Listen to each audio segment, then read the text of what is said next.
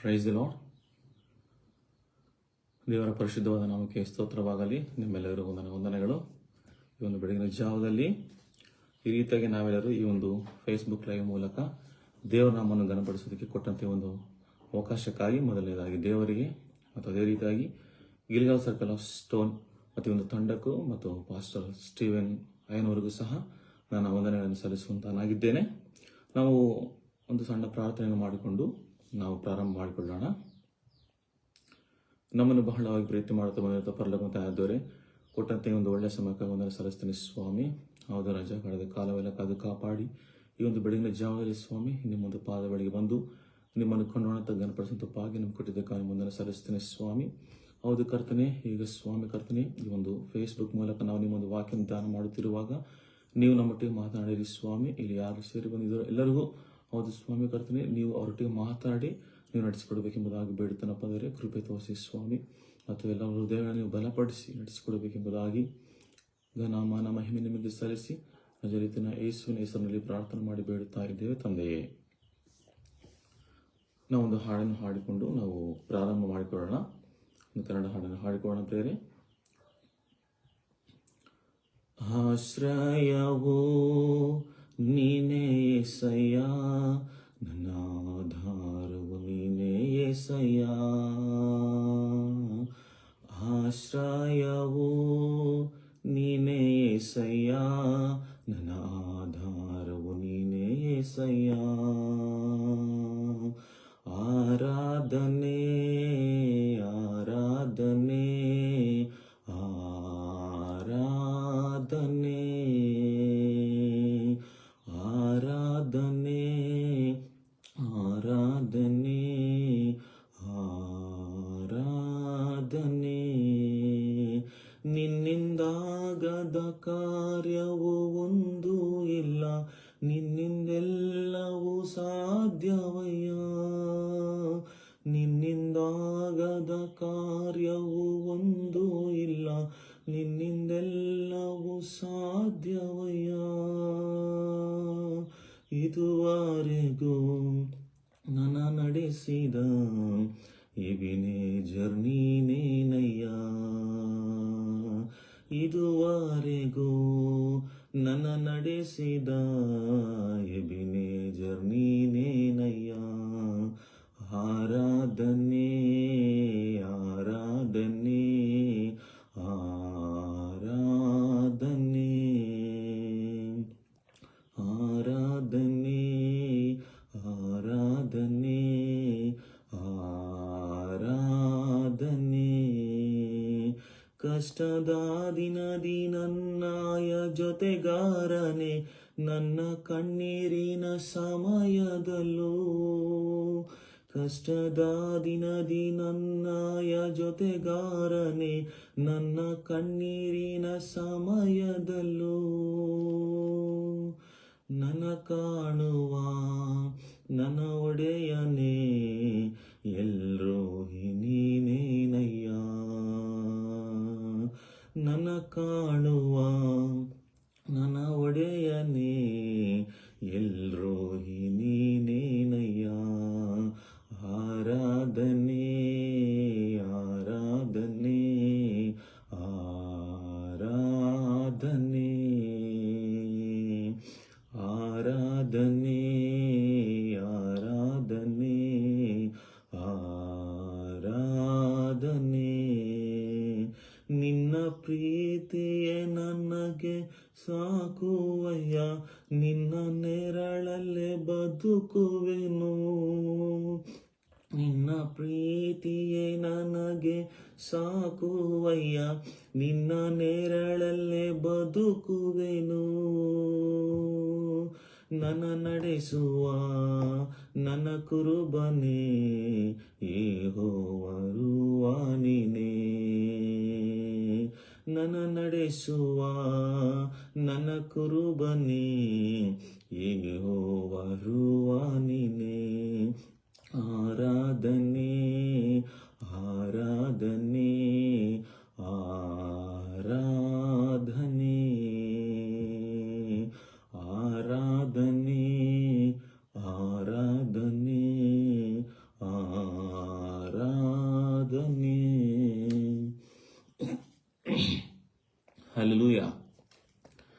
ಮತ್ತೊಂದು ಸಾರಿ ದೇವರು ಕೊಟ್ಟ ಈ ಒಂದು ಅವಕಾಶಕ್ಕಾಗಿ ನಾನು ಒಂದನ್ನು ಸಲ್ಲಿಸ್ತೇನೆ. ನಾವು ನೇರವಾಗಿ ವಾಕ್ಯಕ್ಕೆ ಹೋಗೋಣ.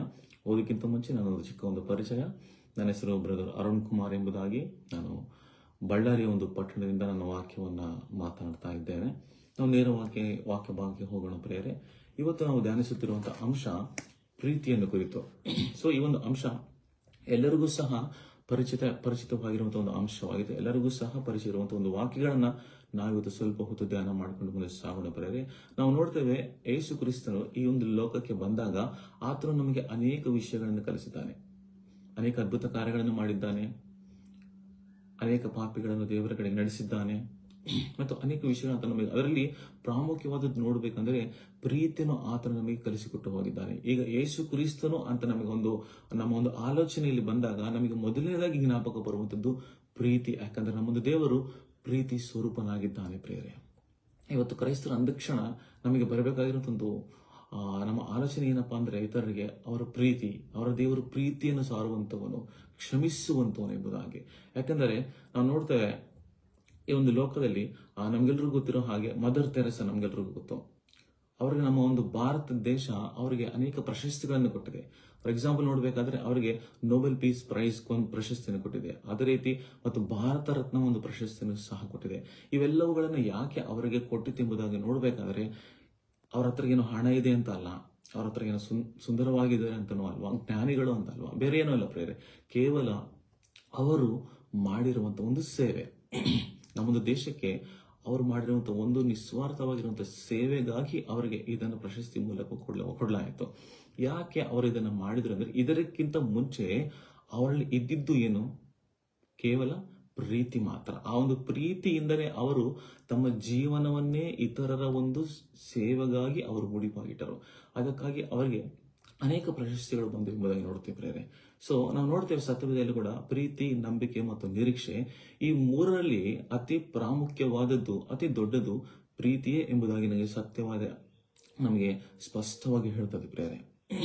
ಸೊ ಇವತ್ತು ನಾವು ದೇವರನ್ನು ನಂಬಿರುವಂತ ನಾವು ಪ್ರೀತಿಯನ್ನ ಅಭ್ಯಾಸ ಮಾಡಬೇಕು, ಪ್ರೀತಿಯನ್ನ ಕಲಿತುಕೊಳ್ಳಬೇಕು, ಪ್ರೀತಿನ ನಾವು ಇತರರಿಗೆ ತೋರಿಸುವಂತವರಾಗಿರ್ಬೇಕು ಎಂಬುದಾಗಿ ನಮಗೆ ಸತ್ಯವೇದ ಹೇಳುತ್ತೆ ಪ್ರೇರೆ. ಯಾಕಂದ್ರೆ ನಮ್ಮ ದೇವರು ನಮ್ಮ ಮೇಲೆ ಪ್ರೀತಿಯನ್ನು ತೋರಿಸಿದ್ದಾನೆ.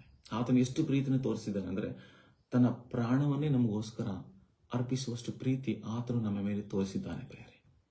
ಪಾಪಿಗಳಾದ ನಮಗಾಗಿ, ನೀನು ಮತ್ತು ನಾನು ಪಾಪಿಗಳಾಗಿದ್ದಾಗ, ಅಂಧಕಾರದಲ್ಲಿ ಜೀವನ ಮಾಡ್ತಾ ಇದ್ದಾಗ, ಈ ಒಂದು ಲೋಕದಲ್ಲಿ ಯಾರು ಪ್ರೀತಿಸಿದಂತ ನಮ್ಮನ್ನ ಭೂಪರಲೋಕಗಳಲ್ಲಿ ಪರಿಶುದ್ಧ ದೇವರು ಆತನು ದೀನನಾಗಿ ಒಂದು ಲೋಕಕ್ಕೆ ಬಂದ. ಎಷ್ಟು ಪ್ರೀತಿ ಆತನು ನಮ್ಮನ್ನು ಮಾಡಿದ್ದಾನೆ ಅಂದರೆ ತನ್ನ ರಕ್ತವನ್ನು ಸುರಿಸಿ ಪ್ರಾಣವನ್ನೇ ಕೊಡುವಷ್ಟು ಪ್ರೀತಿ ಆತನು ನಮ್ಮ ಮೇಲೆ ಇಟ್ಟಿದ್ದಾನೆ. ಆತನ ಪ್ರೀತಿಯನ್ನು ಕಲಿಸಿದ್ದಾನೆ. ಆ ಒಂದು ಶಿಲುಬೆಯಲ್ಲಿ ಆತನು ಇದ್ದಾಗಲೂ ಕೂಡ ಆತನನ್ನು ಹಿಂಸೆ ಪಡಿಸುವವರನ್ನ ಆತನು ಕ್ಷಮಿಸಿದನು ಎಂಬುದಾಗಿ ನೋಡುತ್ತೇವೆ ಪ್ರೇರೆ. ಅಷ್ಟೊಂದು ಕರುಣಾಮಯ, ಆತನ ಅಷ್ಟು ಪ್ರೀತಿ ನಮಗೆ ಕಲಿಸಿಕೊಟ್ಟು ಹೋಗಿದ್ದಾನೆ. ಸೊ ಇವತ್ತು ಕ್ರೈಸ್ತರು ಅಂತ ನಾವು ಅನಿಸಿಕೊಳ್ಳುವಂತ ನಾವು ಸಹ ಪ್ರೀತಿಯನ್ನ ನಾವು ಯಾವ ರೀತಿ ಇವತ್ತು ಲೋಕಕ್ಕೆ ನಾವು ತೋರ್ಪಡಿಸ್ತಾ ಇದ್ದೇವೆ. ಯಾಕಂದ್ರೆ ಈ ಒಂದು ಅಂಶವನ್ನು ಆರಿಸಿಕೊಂಡಂತ ಒಂದು ಉದ್ದೇಶ ಏನಪ್ಪಾ ಅಂದ್ರೆ ಕ್ರೈಸ್ತರಿಗೆ ಮೊದಲು ಇರಬೇಕಾಗಿರುವಂತಹ ಒಂದು quality, the basic quality of A Christians ಏನಪ್ಪಾ ಅಂದ್ರೆ ಒಂದು ಪ್ರೀತಿ. ನಾವು ಪ್ರೀತಿಯನ್ನು ತೋರಿಸುವಂತವರಾಗಿರಬೇಕು ಎಂದು ಲೋಕಕ್ಕೆ. ಸೊ ಇದರ ಬಗ್ಗೆ ಸತ್ಯವೇದ ನಮಗೆ ಏನ್ ಹೇಳ್ತದೆ? ಸೊ ಎಲ್ಲರಿಗೂ ಪರಿಚಯ ಇರುವಂತಹ ಕೆಲವೊಂದು ವಚನಗಳನ್ನ ನಾವು ನೋಡಿಕೊಂಡು ಮುಂದೆ ಸಾಗೋಣ ಪ್ರಿಯರೇ. ನಮ್ಮ ಒಂದು ಸತ್ಯವೇದವನ್ನು ಎಲ್ಲರೂ ಸಹ ಮತ್ತಾಯನ ಬರೆದ ಸುವಾರ್ತೆ 22ನೇ ಅಧ್ಯಾಯ 37ನೇ ವಚನದ ಕಡೆಗೆ ತಿರುಗಿಸೋಣ. ಮತ್ತಾಯನ ಬರೆದ ಸುವಾರ್ತೆ 22:37 ನಾವು ಓದಬೇಕಾದ್ರೆ ನಮಗೆ ಈ ರೀತಿಯಾಗಿ ಬರಲ್ಪಟ್ಟಿದೆ. ನಿನ್ನ ದೇವರಾಗಿರುವ ಕರ್ತನನ್ನು ನಿನ್ನ ಪೂರ್ಣ ಹೃದಯದಿಂದಲೂ, ನಿನ್ನ ಪೂರ್ಣ ಪ್ರಾಣದಿಂದಲೂ, ನಿನ್ನ ಪೂರ್ಣ ಬುದ್ಧಿಯಿಂದಲೂ ಪ್ರೀತಿಸಬೇಕು. ದೇವರ ವಾಕ್ಯ ನಮ್ಗೆ ಹೇಳಿದರೆ ನಮ್ಮ ದೇವರಾಗಿರುವ ಕರ್ತನನ್ನು ನಾವು ಪೂರ್ಣ ಹೃದಯದಿಂದಲೂ, ಪೂರ್ಣ ಪ್ರಾಣದಿಂದಲೂ, ಪೂರ್ಣ ಬುದ್ಧಿಯಿಂದಲೂ ಪ್ರೀತಿಸಬೇಕು ಎಂಬುದಾಗಿ ದೇವರ ವಾಕ್ಯ ಸ್ಪಷ್ಟವಾಗಿ ಹೇಳ್ತದೆ. ಮತ್ತಿನ್ನು ಮುಂದೆ ಹೇಳ್ತದೆ, ಈ ಒಂದು ಆಜ್ಞೆಯೇ ನಮಗೆ ಏನಾಗಿದೆ, ಮುಖ್ಯವಾದದ್ದು ಎಂಬುದಾಗಿ ನಮಗೆ ಸತ್ಯವೇದ ಹೇಳುತ್ತದೆ. ಇವತ್ತು ಮೊದಲನೇದಾಗಿ ನಾವು ಯಾರನ್ನ ಪ್ರೀತಿಸಬೇಕು ಎಂಬುದಾಗಿ ನೋಡ್ಬೇಕಾದ್ರೆ ಮೊಟ್ಟ ಮೊದಲನೇ ನೋಡ್ಬೇಕಾದ್ರೆ ನಮ್ಮ ದೇವರಾಗಿರುವಂತಹ ಯೇಸು ಕ್ರಿಸ್ತನ ನಾವು ಪೂರ್ಣ ಮನಸ್ಸಿನಿಂದ, ಎಂತ ಮನಸ್ಸಿನಿಂದ ಅಂದ್ರೆ ಪೂರ್ಣ ಮನಸ್ಸಿನಿಂದ, ಬುದ್ಧಿಯಿಂದ, ಶಕ್ತಿಯಿಂದ ನಾವು ದೇವರನ್ನ ಪ್ರೀತಿಸುವಂತವರಾಗಿರ್ಬೇಕೆಂಬುದಾಗಿ ನೋಡ್ತಾ ಇದ್ದೇವೆ. ಅದು ಪ್ರಥಮವಾಗಿರುವಂತದ್ದು, ಪ್ರಾಮುಖ್ಯವಾಗಿರುವಂತಹ ಅಂಶ ಎಂಬುದಾಗಿ ನಾವು ನೋಡ್ತೇವೆ. ದೇವರನ್ನ ಪ್ರೀತಿ ಮಾಡಬೇಕು. ನಾವಿದು ಲೋಕದಲ್ಲಿ ಅನೇಕ ಸಾರಿ ಏನ್ ಮಾಡ್ತಾ ಇರ್ತೇವೆ, ದೇವರನ್ನ ಪ್ರೀತಿ ಮಾಡ್ತೇವೆ ಅಂತ ಹೇಳ್ತಿರ್ತೇವೆ, ಆದ್ರೆ ನಾವು ನಿಜವಾಗ್ಲೂ ದೇವರನ್ನ ಪ್ರೀತಿ ಮಾಡಂಗಿಲ್ಲ. ನಾನೊಂದು ಎಕ್ಸಾಂಪಲ್ ಹೇಳ್ತೇನೆ ಪ್ರೇರೆ. ಫಾರ್ ಎಕ್ಸಾಂಪಲ್, ಈಗ ನಾನು ನನ್ನ ಮಗನನ್ನ ಪ್ರೀತಿ ಮಾಡ್ತಾ ಇದ್ದೇನೆ ಅಂದ್ರೆ ನಾನು ಏನ್ ಮಾಡ್ಬೇಕು? ನನ್ನ ಮಗನಿಗೆ ಬರೀ ಪ್ರೀತಿ ಬಾಯಿಂದ ಹೇಳುವಂಥದ್ದಲ್ಲ, ಅದೇನ್ ಮಾಡ್ಬೇಕು? ಕ್ರಿಯೆಯಲ್ಲಿ ಅವನ ಅವಶ್ಯಕತೆಗಳನ್ನು ತೀರಿಸಬೇಕು, ಅವನು ಕೇಳಿದ್ದನ್ನೇ ಕೊಡಿಸಬೇಕು, ಅವನಿಗೆ ಖುಷಿ ಪಡಿಸಬೇಕು, ಎಲ್ಲವನ್ನು. ಸೊ ಪ್ರೀತಿ ಎಲ್ಲವನ್ನು ಮಾಡಿಸುತ್ತದೆ. ಈಗ ನಾವು ಕೇವಲ ಬಾಯಿಂದ ನಮ್ಮ ದೇವರನ್ನು ನಾವು ಪ್ರೀತಿ ಮಾಡ್ತೇವೆ ಅಂತ ನಾವು ಹೇಳ್ತಾ ಇರ್ತೇವೆ, ಆದರೆ ಹೃದಯದಲ್ಲಿ ನಮ್ಮ ದೇವರ ಮೇಲೆ ನಮ್ಗೆ ಎಷ್ಟರ ಮಟ್ಟಿಗೆ ಪ್ರೀತಿ ಇದೆ? ಯಾಕಂದ್ರೆ ಒಬ್ಬ ವ್ಯಕ್ತಿಯ ಮೇಲೆ ನಮಗೆ ನಿಜವಾಗಿ ಪ್ರೀತಿ ಇದ್ದರೆ ನಾವು ಸುಮ್ಮನೆ ಇರೋಲ್ಲ. ಆ ವ್ಯಕ್ತಿಗೋಸ್ಕರ ನಾವು ಏನಾದ್ರೂ ಒಂದು ಮಾಡ್ತೇವೆ, ಆ ವ್ಯಕ್ತಿಗೋಸ್ಕರ ನಾವು ಏನಾದ್ರೂ ತ್ಯಾಗ ಮಾಡ್ತೇವೆ, ಏನೋ ಒಂದು ಕೊಡಬೇಕು, ಏನೋ ಒಂದು ಮಾಡಬೇಕು ಎಂಬುದಾಗಿ ನಮ್ಮೊಂದು ಮನಸ್ಸಿನಲ್ಲಿ ಬರ್ತದೆ ಪ್ರೇರೆ.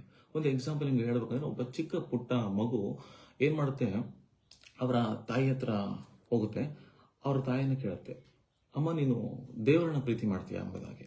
ಅವನ ತಾಯಿ ಹೇಳ್ತಾರೆ, ಹೌದು ಮಗು, ನಾನು ದೇವರನ್ನ ತುಂಬಾ ಪ್ರೀತಿ ಮಾಡ್ತೀನಿ ಎಂಬುದಾಗಿ, ತುಂಬಾ ಪ್ರೀತಿ ಮಾಡ್ತೀನಿ ಅಂತ ತಾಯಿ ಹೇಳ್ತಾಳೆ.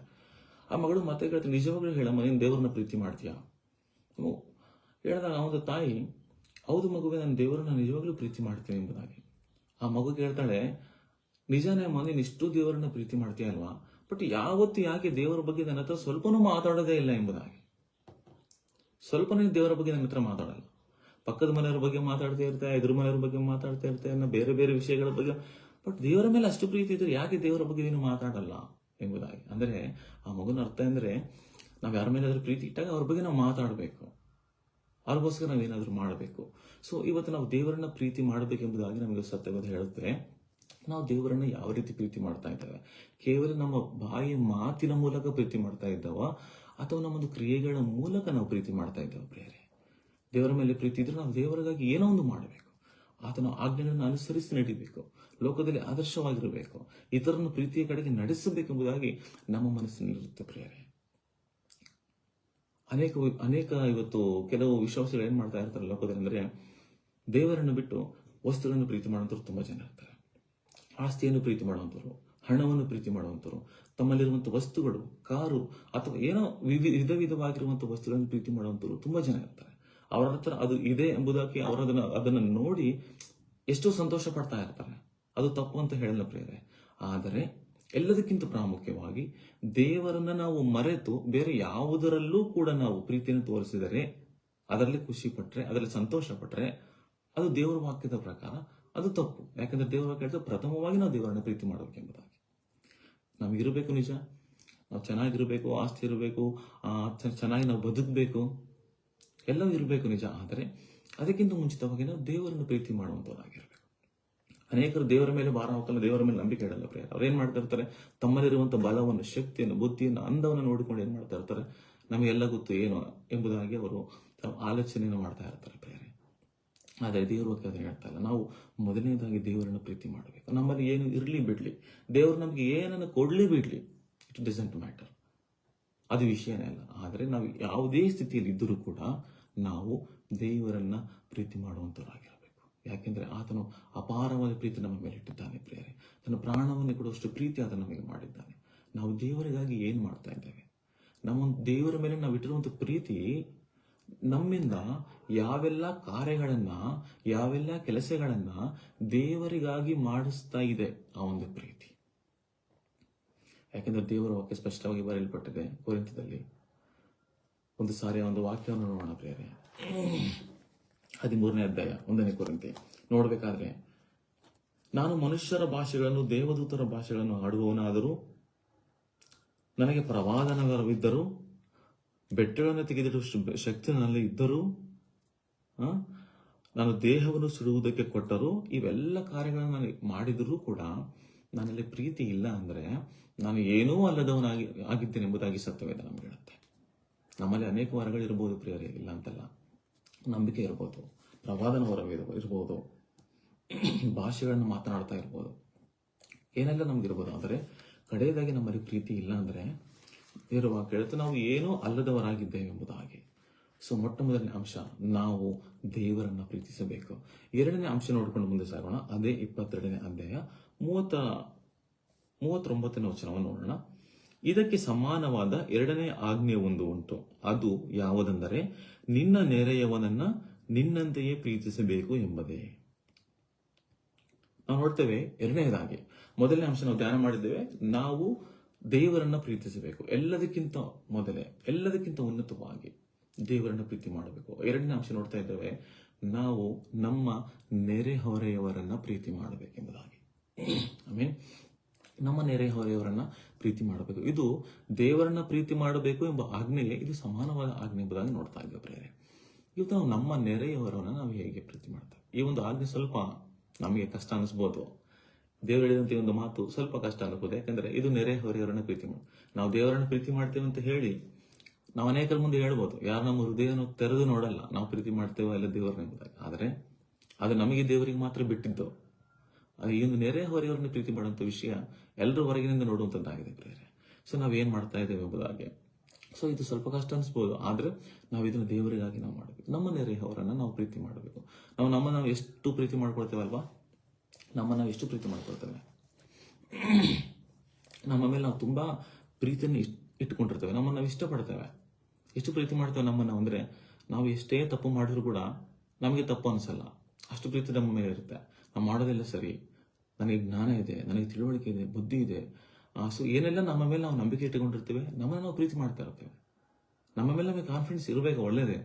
ಆದರೆ ನಮ್ಮ ಮೇಲೆ ನಾವು ಇಟ್ಟಿರುವಂತ ಅದೇ ಪ್ರೀತಿ ಇತರರ ಮೇಲೂ ಕೂಡ ಇರಬೇಕೆಂಬುದಾಗಿ ದೇವರ ವಾಕ್ಯ ನಮಗೆ ಸ್ಪಷ್ಟವಾಗಿ ಬರೆಯಲ್ಪಟ್ಟಿದೆ ಪ್ರೇರೆ.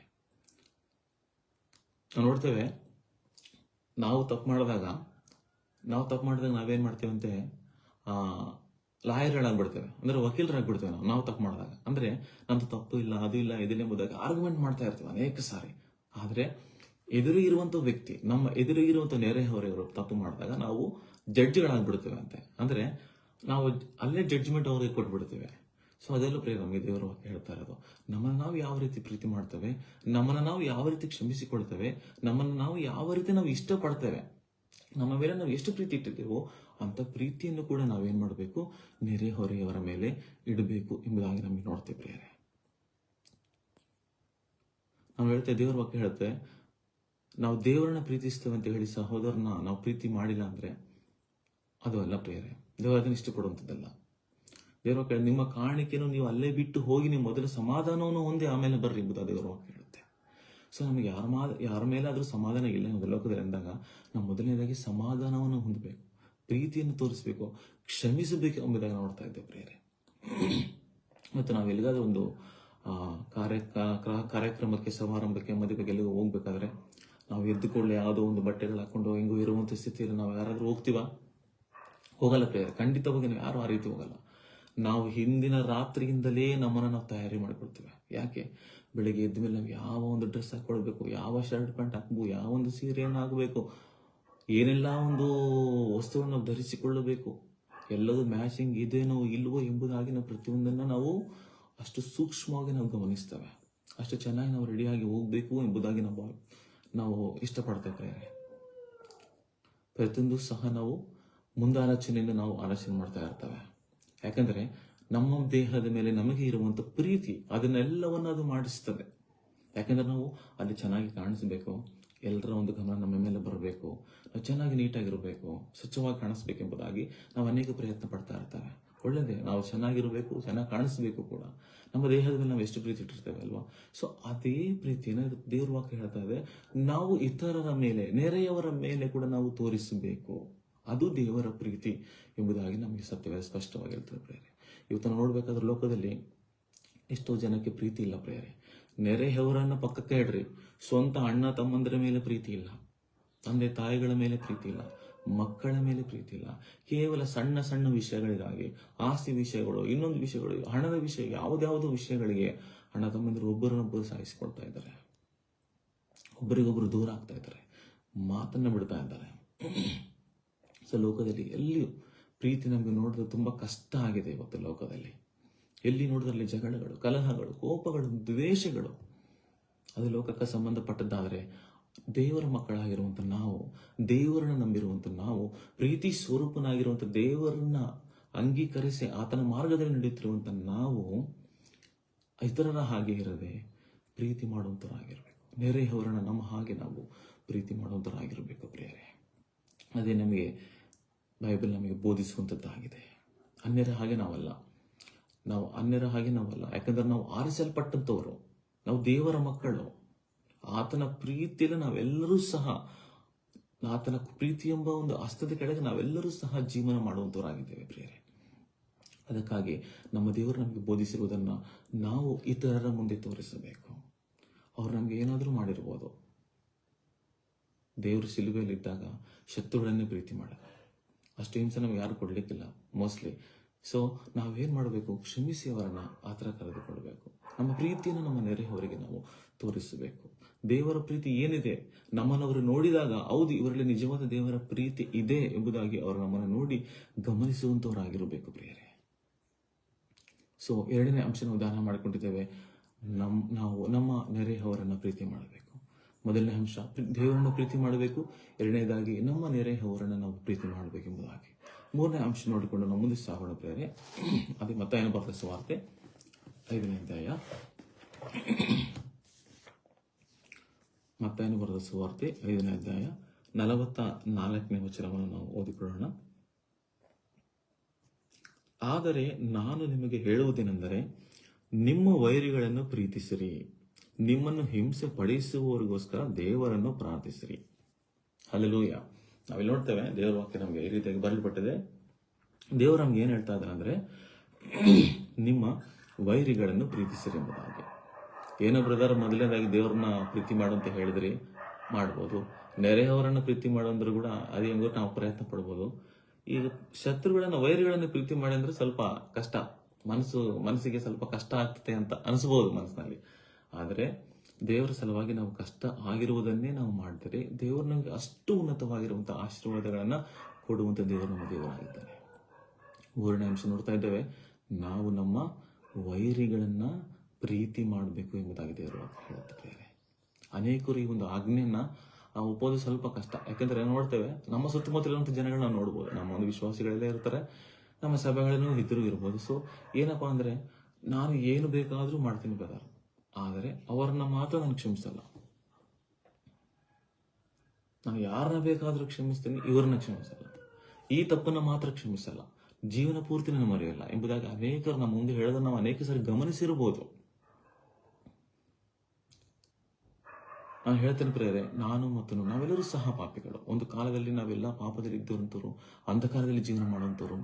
ದೇವರು ನಮ್ಮ ಪಕ್ಷದಲ್ಲಿ ನಮ್ಮನ್ನು ನೋಡಿ ನಮ್ಮನ್ನ ಎಲ್ಲ ತಪ್ಪುಗಳನ್ನ, ಎಲ್ಲ ಪಾಪಗಳನ್ನ ಆತನ ಕ್ಷಮಿಸಿದ್ದಾನೆ. ಯಾವುದೋ ಒಂದು ಪೆಂಡಿಂಗ್ ಇಟ್ಟಿದ್ದೇನೆ ಅಂತ ಇಲ್ಲಲ್ಲ. ಸೊ ಎಲ್ಲವನ್ನ ಕ್ಷಮಿಸ್ತಾನೆ. ನಾನು ಇದನ್ನ ಕ್ಷಮಿಸಲ್ಲಪ್ಪ, ಈ ಒಂದು ತಪ್ಪು ನೀವು ದೊಡ್ಡದಾಗಿ ಮಾಡಿದೆ ಎಂಬುದಾಗಿ ದೇವರಿಗೆ ಹೊತ್ತು ನಮ್ಮನ್ನು ನೋಡಿ ಹೇಳಿಲ್ಲ.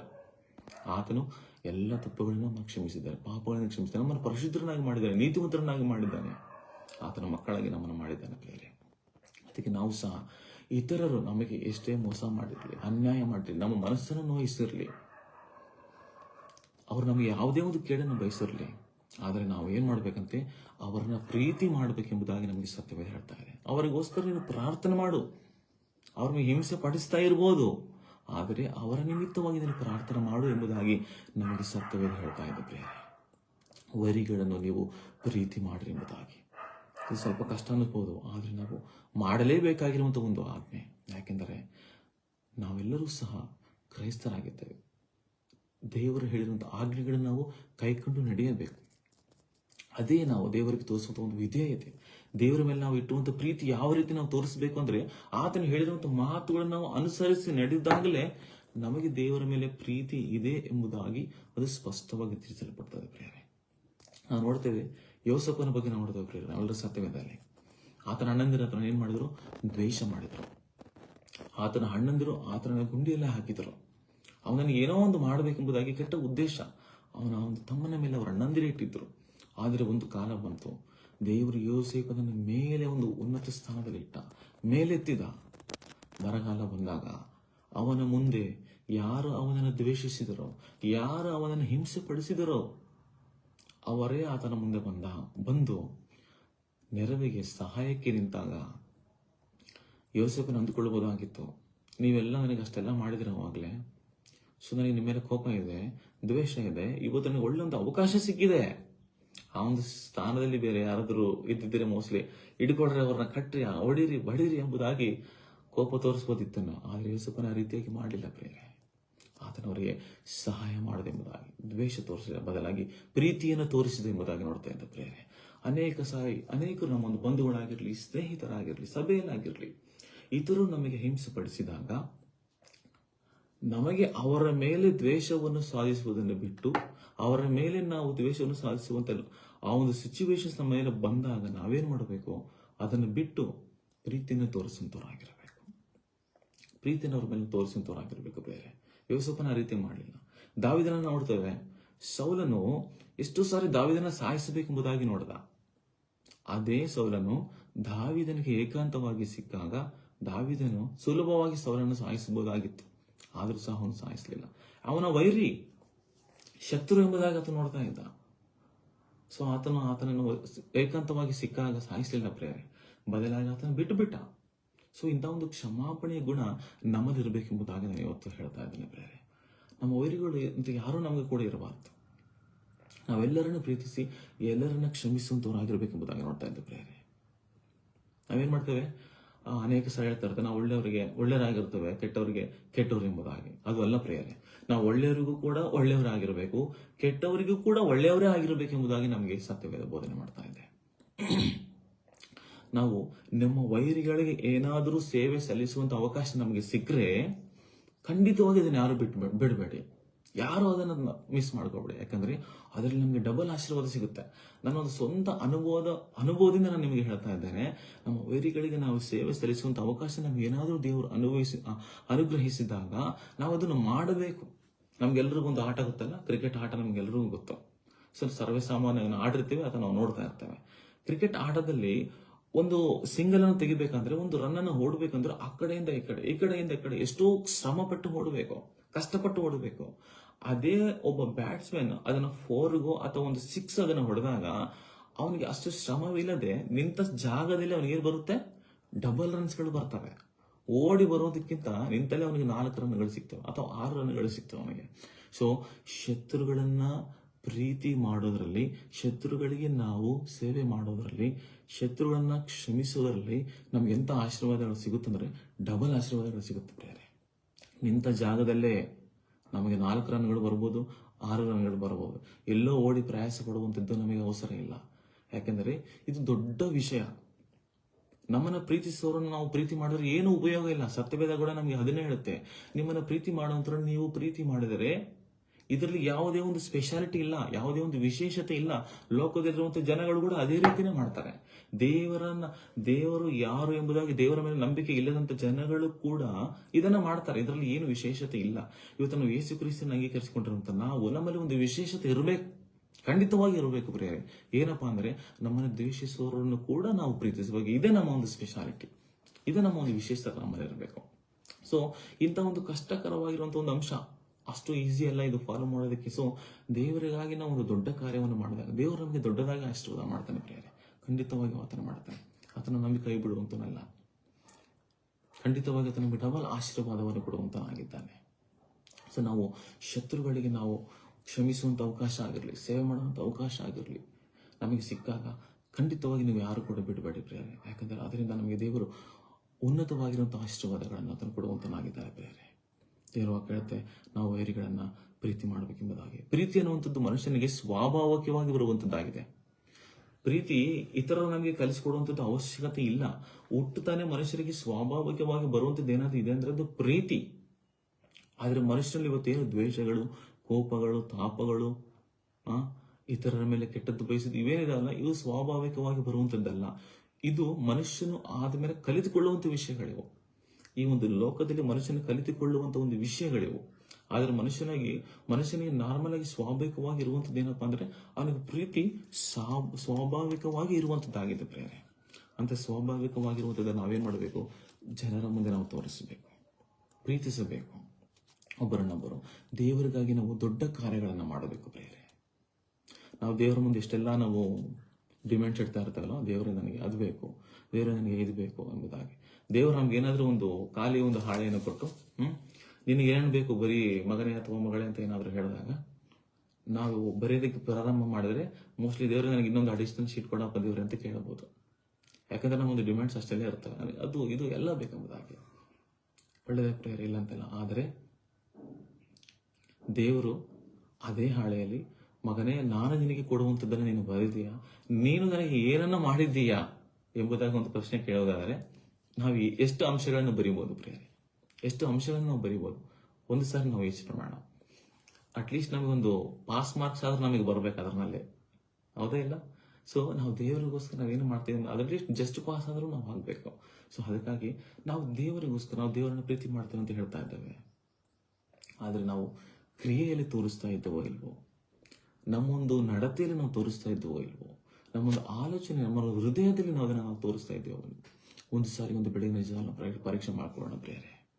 ಯಾಕಂದರೆ ಪ್ರೀತಿ ಒಬ್ಬ ವಿಶ್ವಾಸಿಗೆ ಬಹು ಪ್ರಾಮುಖ್ಯವಾದದ್ದು. ಅದು ಇಲ್ಲದೆ ಅವನು ಏನು ಮಾಡಿದ್ರೂ ಸಹ ಅವನ ಒಂದು ಆತ್ಮಿಕ ಜೀವನಕ್ಕೆ ಅದು ಅರ್ಥ ಬರಲ್ಲ. ನಮಗೆ ಸತ್ಯವೇದ ನಾವು ಆಗತಾನೆ ನೋಡಿದೆ ಪ್ರಾರಂಭದಲ್ಲಿ, ನಾವು ಎಲ್ಲವನ್ನು ಹೊಂದಿಕೊಂಡಂಥವರಾಗಿ ಎಲ್ಲ ಗುಣಗಳು ನಮಗಿದ್ದು ಎಲ್ಲ ವರಗಳು ನಮಗಿದ್ದು ಕೊನೆಯದಾಗಿ ನಮ್ಮಲ್ಲಿ ಪ್ರೀತಿ ಇಲ್ಲಪ್ಪ ಅಂದರೆ ನಾವು ಏನೂ ಅಲ್ಲದವರು ಎಂಬುದಾಗಿ ಸತ್ಯವೇದ ಹೇಳ್ತಾ ಇದ್ದ ಪ್ರೇರೆ ಸ್ಪಷ್ಟವಾಗಿ ಬರಲ್ಪಟ್ಟಿದೆ. ಇವತ್ತನ್ನು ಪ್ರೀತಿಯನ್ನು ಅಭ್ಯಾಸ ಮಾಡಿಕೊಳ್ಬೇಕು, ಪ್ರೀತಿಯನ್ನು ಕಲಿತುಕೊಳ್ಳಬೇಕು. ದಿನೇ ದಿನೇ ನಾವು ಪ್ರೀತಿಗೆ ಹತ್ತಿರವಾಗಬೇಕು. ದೇವರ ಪ್ರೀತಿಯನ್ನು ಇತರರ ಮೇಲೆ ನಾವು ತೋರ್ಪಡಿಸಬೇಕು. ನಾವೆಲ್ಲರೂ ದೇವರನ್ನು ಅಂಗೀಕರಿಸಿಕೊಂಡಿದ್ದೇವೆ, ಆತನನ್ನು ಧರಿಸಿಕೊಂಡಿದ್ದೇವೆ. ನಾವೆಲ್ಲರೂ ಕ್ರಿಸ್ತನಿಗೆ ರಾಯಭಾರಿಗಳಾಗಿದ್ದೇವೆ. ಆತನಿಗೆ ರಾಯಭಾರಿಗಳಾಗಿ ನಾವು ದೇವರು ನಮಗೆ ಕೊಡುವಂಥದ್ದನ್ನು, ದೇವರು ನಮಗೆ ತೋರಿಸುವಂಥದ್ದನ್ನು ನಾವು ಇತರರಿಗೆ ತೋರಿಸಬೇಕು ಪ್ರೇರೆ.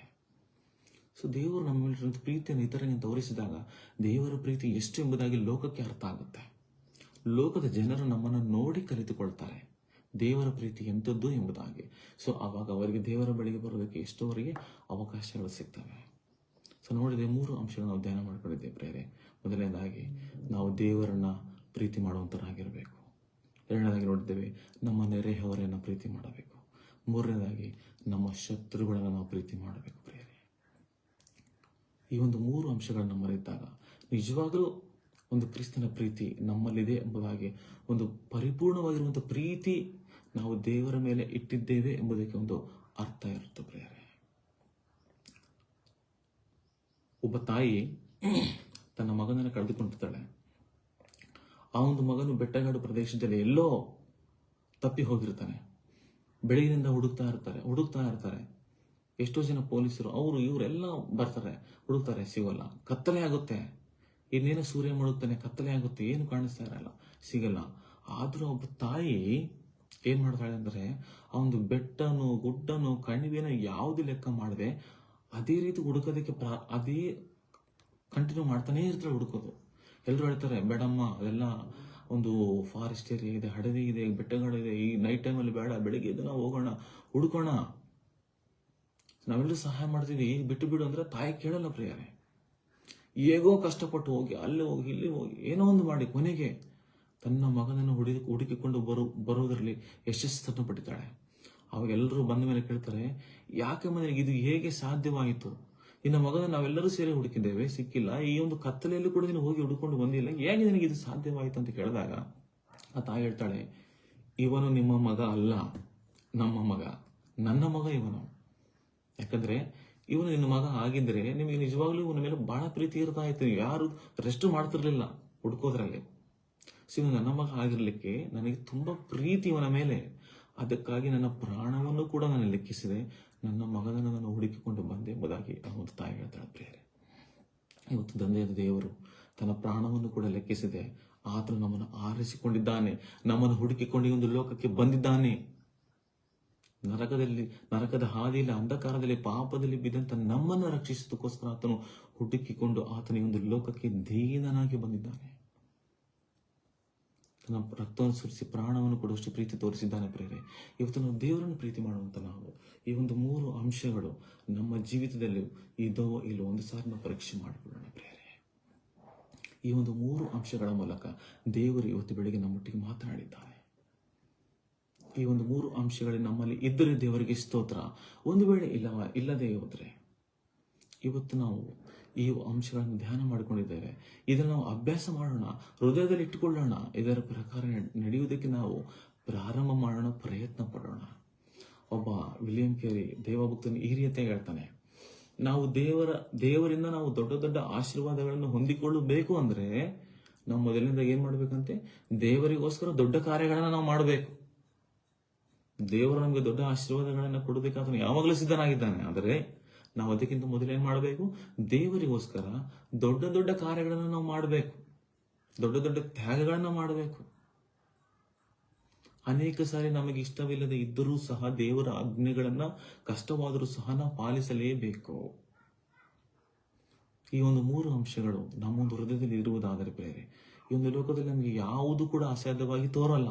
ಎದುರಿಗಿರುವಂತ ವ್ಯಕ್ತಿ ಎಷ್ಟು ಕ್ರೂರವಾಗಿದ್ದರು, ನಮ್ಗೆ ಎಷ್ಟು ಮೋಸ ಮಾಡಿದ್ರು, ಅನ್ಯಾಯ ಮಾಡಿದ್ರು, ನಾವು ಸರಳವಾಗಿ ತೆಗೆದುಕೊಳ್ತೇವೆ. ಯಾಕಂದ್ರೆ ದೇವರ ಪ್ರೀತಿ ನಮ್ಮಲ್ಲಿರುತ್ತೆ. ಹಲ್ಲೆಲೂಯ. ದೇವರ ಪ್ರೀತಿ ನಮ್ಮಲ್ಲಿ ಇರುತ್ತೆ. ಅದಕ್ಕಾಗಿ ನಮಗೆ ಎಲ್ಲವೂ ಕೂಡ ನಮಗೆ ಸರಳವಾಗಿ ಕಾಣುವಂಥದ್ದಾಗಿದೆ ಪ್ರಿಯರೇ. ಇತರರ ಮೇಲೆ ದೇವರ ಪ್ರೀತಿಯನ್ನು ಒಂದು ಬೆಳಗಿನ ಜಾವದಲ್ಲಿ ನಾವೆಲ್ಲರೂ ಪ್ರಸರಿಸಬೇಕು ಪ್ರಿಯರೇ, ನಾವೆಲ್ಲರೂ ತೋರಿಸಬೇಕು. ಈ ಒಂದು ಅಂಶಗಳು ನಮ್ಮೆಲ್ಲರ ಜೀವಿತದಲ್ಲಿ ಆಶೀರ್ವಾದವನ್ನು ಉಂಟು ಮಾಡಲಿ. ಒಂದು ಸಣ್ಣ ಪ್ರಾರ್ಥನೆ ಮಾಡ್ಕೊಳ್ಳೋಣ ಪ್ರಿಯರೇ. ಪ್ರೀತಿ ಸ್ವರೂಪನಾಗಿರುವಂತಹ ಪರಲೋಕದ ನಮ್ಮ ತಂದೆಯಾದ ದೇವರೇ, ಕೊಟ್ಟಂತ ಈ ಒಂದು ಒಳ್ಳೆಯ ಸಮಯಕ್ಕಾಗಿ ನಿಮಗೆ ವಂದನೆ ಸಲ್ಲಿಸ್ತೇನೆ ಸ್ವಾಮಿ. ಈ ಒಂದು ಬೆಳಗಿನ ಜಾವದಲ್ಲಿ ಕರ್ತನೆ, ನೀವು ನಮ್ಮ ಮೇಲೆ ತೋರಿಸಿರುವಂತಹ ಈ ಒಂದು ಪ್ರೀತಿಯ ಬಗ್ಗೆ ನಾವು ಧ್ಯಾನ ಮಾಡಿಕೊಳ್ಳೋದಕ್ಕೆ ಕೊಟ್ಟಂತ ಈ ಒಂದು ಅವಕಾಶಕ್ಕಾಗಿ ನಿಮಗೆ ವಂದನೆ ಸಲ್ಲಿಸ್ತೇನೆ ಸ್ವಾಮಿ. ಹೌದು ಕರ್ತನೆ, ಈ ಒಂದು ಲೋಕದಲ್ಲಿ ಯಾರೂ ಪ್ರೀತಿ ಸರಿಯುತ್ತಿಲ್ಲ. ನೀವು ನಮ್ಮನ್ನು ಪ್ರೀತಿ ಮಾಡಿದ್ದೀರಪ್ಪ. ತಂದೆ ತಾಯಿ ನಮ್ಮನ್ನು ಕೈ ಬಿಡಬಹುದು, ಬಂಧುಗಳು ನಮ್ಮನ್ನು ಕೈ ಬಿಡಬಹುದು, ಸ್ನೇಹಿತರು, ನೆರೆಹೊರೆಯವರು, ನಮ್ಮವರು ಅಂದುಕೊಂಡಂಥವರೆಲ್ಲರೂ ನಮ್ಮನ್ನು ಕೈ ಬಿಡಬಹುದು ಪ್ರೇರೆ. ಆದರೆ ನೀನು ನಮ್ಮನ್ನು ಕೈ ಬಿಡುವಂಥ ದೇವರಲ್ಲ, ನೀನು ನಮ್ಮನ್ನು ತೊರೆಯುವಂಥ ದೇವರಲ್ಲ ಪ್ರೇರೆ. ಯಾಕಂದರೆ ನೀವು ಅಪಾರವಾದ ಪ್ರೀತಿನ ನಮ್ಮ ಮೇಲೆ ತೋರಿಸಿದ್ದೀರಿ ಸ್ವಾಮಿ. ಅದು ಎಷ್ಟರ ಮಟ್ಟಿಗೆ ಅಂದರೆ ನಿಮ್ಮ ರಕ್ತವನ್ನು ಸುರಿಸಿ ಪ್ರಾಣವನ್ನು ಕೊಡುವಷ್ಟು ಪ್ರೀತಿ ನೀವು ನಮ್ಮ ಮೇಲೆ ತೋರಿಸಿದ್ದೀರಪ್ಪ. ಅಂತಹ ಪ್ರೀತಿಯ ಬಗ್ಗೆ ಧ್ಯಾನ ಮಾಡಿಕೊಳ್ಳೋದಕ್ಕೆ ಕೊಟ್ಟಂತ ಅವಕಾಶಕ್ಕೆ ನಿಮಗೆ ಸ್ತೋತ್ರ ಸ್ವಾಮಿ. ಹೌದು ಕರ್ತನೆ, ನಿಮ್ಮ ವಾಕ್ಯ ಹೇಳುತ್ತೆ, ನಾವು ನಿಮ್ಮನ್ನು ಪ್ರೀತಿ ಮಾಡಬೇಕು, ನೆರೆಯವರನ್ನ ಪ್ರೀತಿ ಮಾಡಬೇಕು, ಶತ್ರುಗಳನ್ನು ಪ್ರೀತಿ ಮಾಡಬೇಕು ಎಂಬುದಾಗಿ. ಈ ಒಂದು ಸ್ವಾಮಿ ಅಂಶ ಧ್ಯಾನ ಮಾಡಿಕೊಂಡು ನಾವು ಇವುಗಳನ್ನು ನಮ್ಮ ಹೃದಯ ನಾವು ಇಟ್ಟುಕೊಂಡು ಸ್ವಾಮಿ ನಿಮ್ಮ ವಾಕ್ಯದ ಪ್ರಕಾರ ನಡೀಲಿಕ್ಕೆ ನಮಗೆ ಕೃಪೆ ಮಾಡಿಕೊಡು ಕರ್ತನೆ. ನಾವು ಕೇವಲ ಬಾಯಿ ಮಾತ್ರದಿಂದ ನಿಮ್ಮನ್ನು ಪ್ರೀತಿ ಮಾಡುತ್ತೇವೆ ಅಂತ ಹೇಳಿದ್ರೆ ಕ್ರಿಯೆಗಳ ಮೂಲಕ, ನಮ್ಮ ನಡತೆಯ ಮೂಲಕ, ಹೌದು ಸ್ವಾಮಿ, ನಮ್ಮ ಎಲ್ಲ ಒಂದು ಸ್ವಾಮಿ ನಡತೆಯಿಂದ ನಾವು ಪ್ರೀತಿಯನ್ನು ನಿಮ್ಮ ತೋರಿಸೋದಕ್ಕೆ ಸಹಾಯ ಮಾಡಿಕೊಡಬೇಕೆಂಬುದಾಗಿ ಬಿಡ್ತೇನಪ್ಪ.